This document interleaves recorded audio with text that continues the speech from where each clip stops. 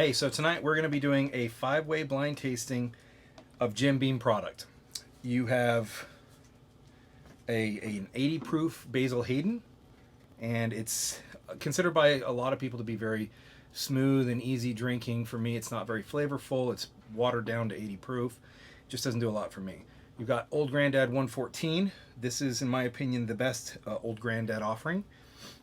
It comes in obviously at 114 proof. Actually pretty good value for the price.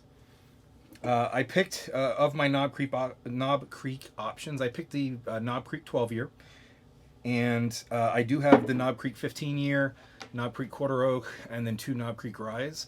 The 12 in all of my tastings, the Knob Creek 12 is the best option in my opinion for taste. The 15 gets a little old and leathery and oaky, more oaky than I'd like. The 12 year is honestly an incredible value for a 12 year bourbon.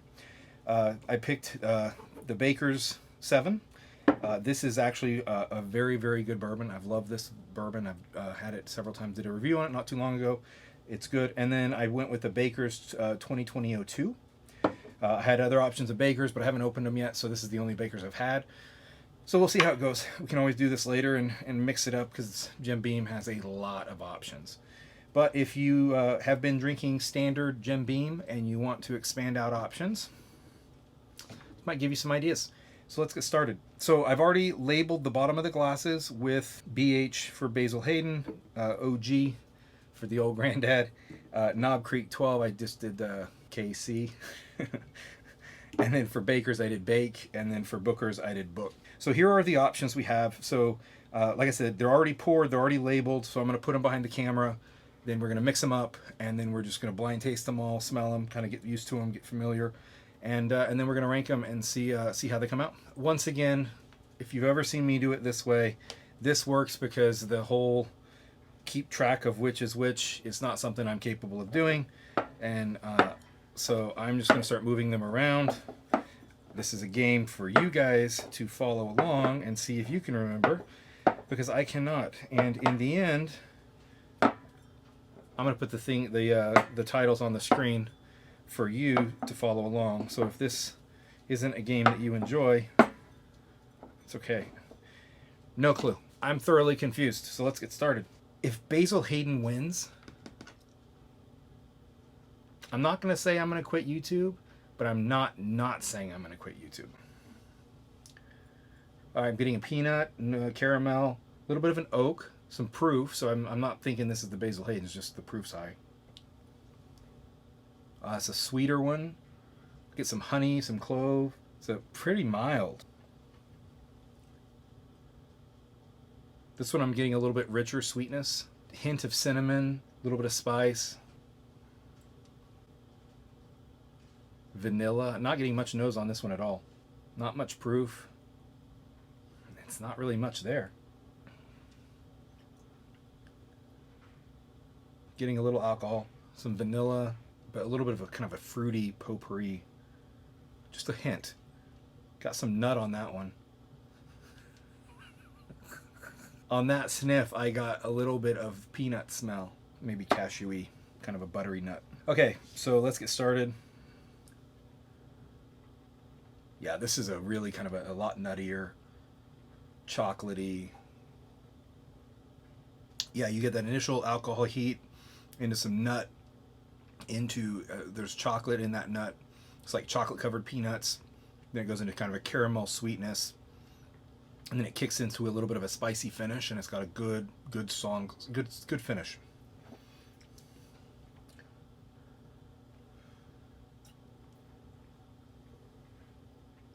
That went nowhere.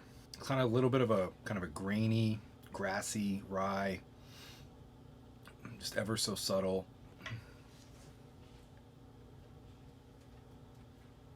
It's got a good front, some cinnamon, some sweet, kind of a cinnamon vanilla, into some baking spices.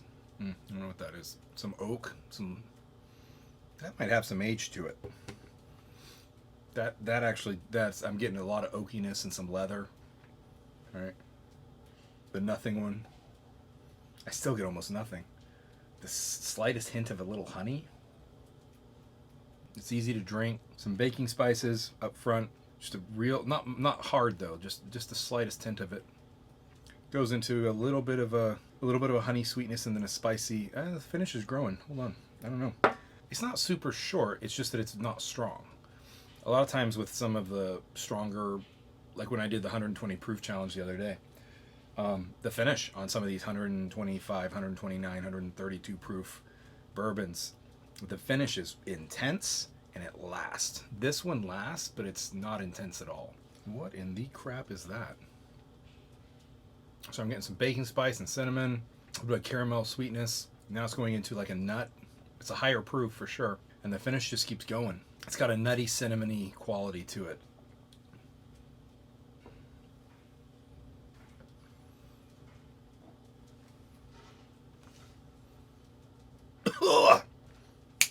Damn.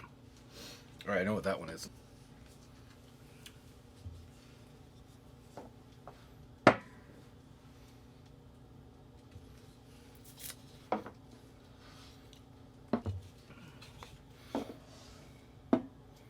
These two are hard for me.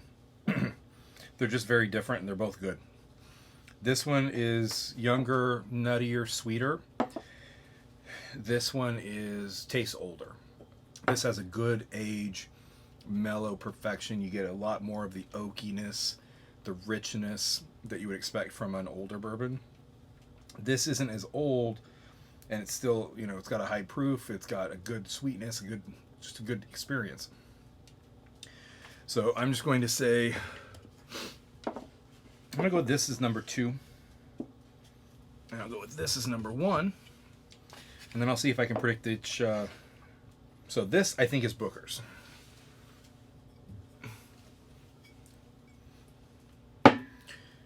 This, I think, is Basil. This, I think, is Old Grandad. And this, I think, is Baker's.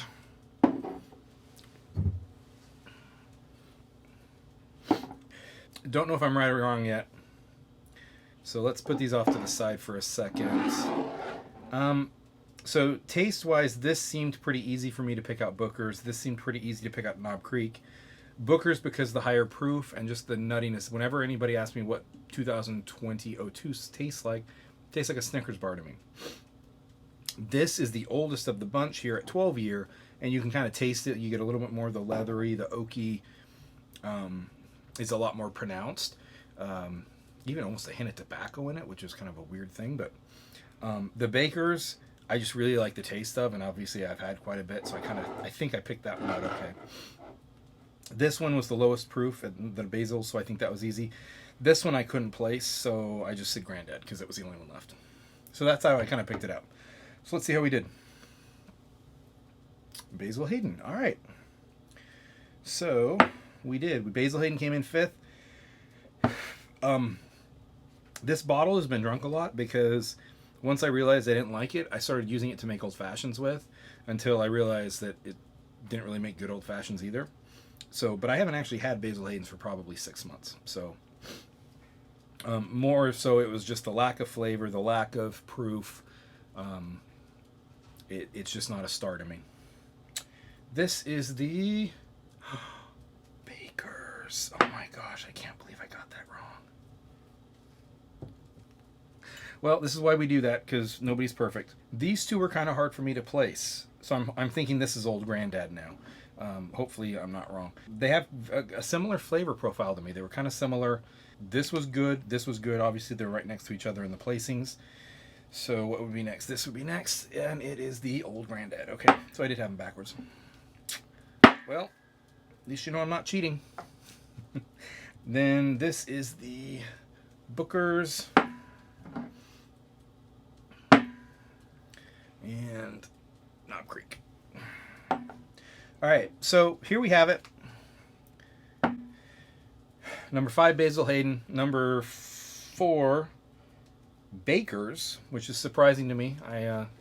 These two kind of flipped me up. These two got me backwards. 3rd place, Old Grandad. 2nd place goes to Booker's. 1st place goes to Knob Creek. Knob Creek is an interesting brand to me because it's for a 12-year bourbon, 12-year age-stated bourbon, and the price is in $50-$60 range. The Booker's is a 6 or 7 year bourbon. So for a 6 year bourbon, you're getting for about $90 these days retail. Baker's, you're getting a 7 year bourbon, $60.